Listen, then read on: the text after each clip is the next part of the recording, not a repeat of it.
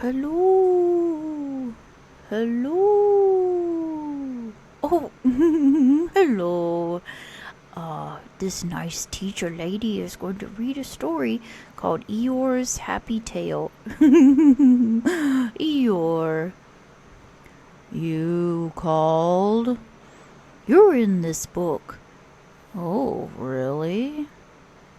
Gee, I didn't know I was a main character in this story. Well, don't worry, it will be a good one. Alright, thank you, Winnie the Pooh and Eeyore. Alright, hello everyone, it's the time traveling teacher, and tonight I have Eeyore's Happy Tale, a story about, well, Eeyore.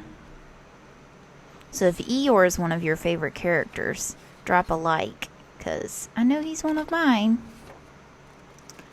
Eeyore was laughing, and his friends were laughing too, gathered in a jolly group all around him. They loved his jokes, they loved his songs, they loved the way he would drop everything and do a little dance, because that's just the sort of donkey he was. Everyone loved spending time with Eeyore. Wherever he went, fun wasn't far behind. Eeyore opened his eyes. He was sitting in a thistle patch all alone. The jolly group had been a dream. So had the jokes and songs and dances. And instead of feeling happy, Eeyore was quite sad, because that's just the sort of donkey he was. I see. So how was Eeyore feeling at the beginning of this story? He closed his eyes again, hoping the happy Eeyore would come back. Sure enough, he did hear someone laughing. "Hello there, Eeyore," called a voice. Opening his eyes, he saw Tigger bouncing toward him. "Beautiful day, isn't it?" said Tigger. Eeyore replied, "I suppose it is. For some." Tigger bounced up and down, wearing a big grin. Eeyore watched him closely. He thought that if he looked hard enough, perhaps he could see what made Tigger so happy. That's when he noticed Tigger's tail. It was a cheerful, crinkly sort of tail.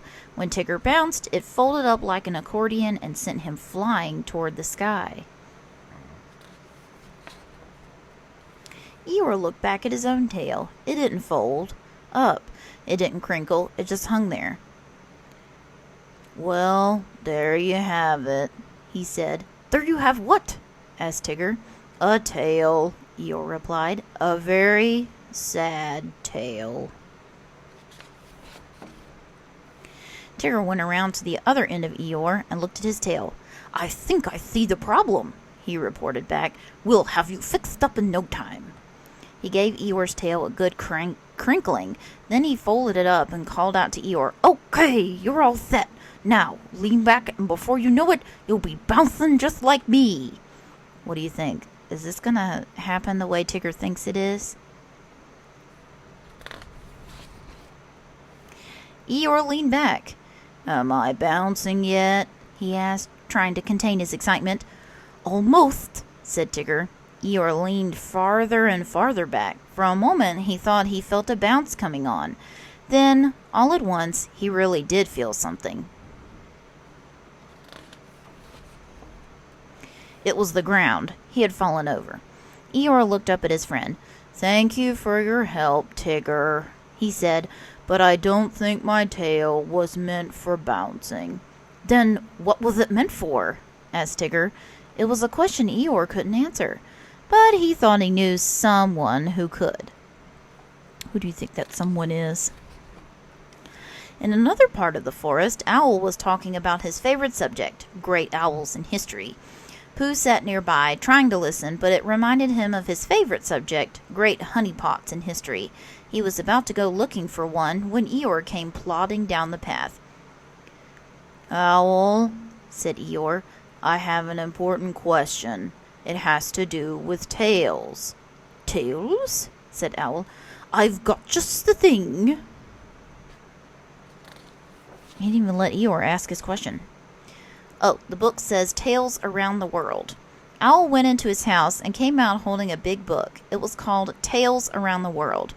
Clearing his throat, Owl said, You see, tails are some of the most interesting things in the animal kingdom. Different tails are used in different ways. For instance, my great-uncle Herman, a long while later, Owl said, "Now, did someone have a question?" "I think Eeyore did," said Pooh, "but it's hard to remember back that far." Eeyore, who had been waiting patiently, said, "As you know, Owl, my tail is rather sad and droopy. Is there anything I can do to make it a happy tail?" "Excellent question," said Owl. He opened the book and flipped through the pages. Happy tails, happy tails. Ah, yes, here we are. One of the happiest tails in the animal kingdom is a dog's tail. It wags back and forth whenever the dog is excited. Eeyore liked the idea of wagging his tail. He asked the others to step back and give him room. Then he did some stretching exercises to make sure he wouldn't hurt himself. Finally, he took a deep breath and wagged. He wagged every part of his body that he could. The one part that didn't wag was his tail. Pooh reached over and tried to wag Eeyore's tail for him, but somehow it wasn't the same. "Perhaps wagging isn't the answer," said Pooh. Owl nodded and turned to another page in his book. "The beaver also has a happy tail. It's long and flat, like a paddle. He uses it to paddle mud and sticks together when he builds his home." Eeyore thought that pounding was a fine way to use his tail. He led Owl and Pooh down to the edge of the stream. Gathering up some sticks, he set them on the muddy bank beneath his tail and tried to pound them. But what his tail did wasn't exactly pounding. It was more like flapping in the breeze. Eeyore just sighed. Owl flipped through the book once again. "Here's another happy tale," he said. "A monkey tail is almost like a hand. The monkey uses it to hang from branches and swing through the trees." Eeyore imagined himself swinging through the trees by his tail. He almost smiled just thinking about it. Maybe a monkey tail was exactly what he needed.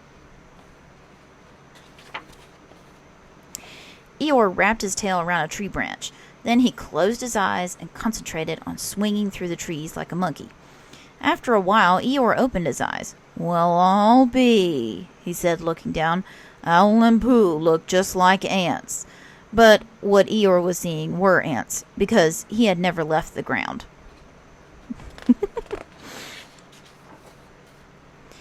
Owl flipped through his book and said, "Here's another happy tale." "I don't know if I can stand much more happiness," Eeyore said. "This one is perfect," said Owl. "You don't wag it or pound it or swing at it. All you do is walk around and let people admire it. It's a peacock tail." Owl went into his house and got a fan. He pinned it to Eeyore's tail and spread it out so the colors showed.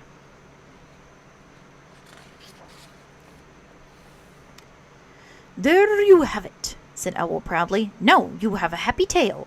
Pooh said, "Eeyore, you must be very, well, happy."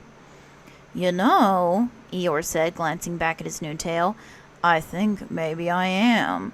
Eeyore spent the rest of the morning admiring his reflection in the pond. When he grew tired of that, he went to see his friend Christopher Robin.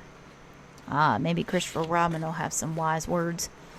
Christopher Robin was sitting under an oak tree with Pooh, Piglet, and Tigger. He looked up and said, "My goodness, I didn't know we had a peacock in the forest." "Christopher Robin, I'm not a peacock," said the old donkey. "I'm Eeyore."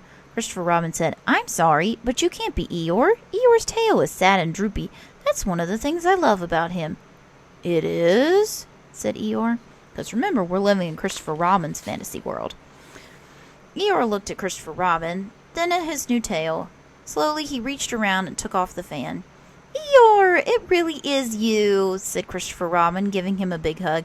"I'm glad that you're back." "So am I," said Eeyore. Pooh, Piglet, and Tigger came up beside Christopher Robin.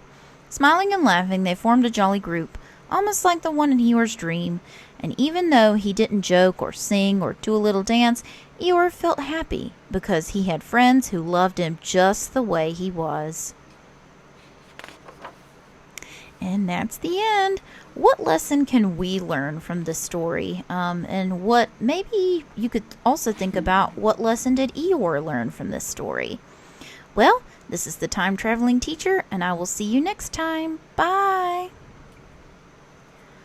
Goodbye. Hope you enjoyed the story. Made me kind of happy hearing me in a book. Bye-bye.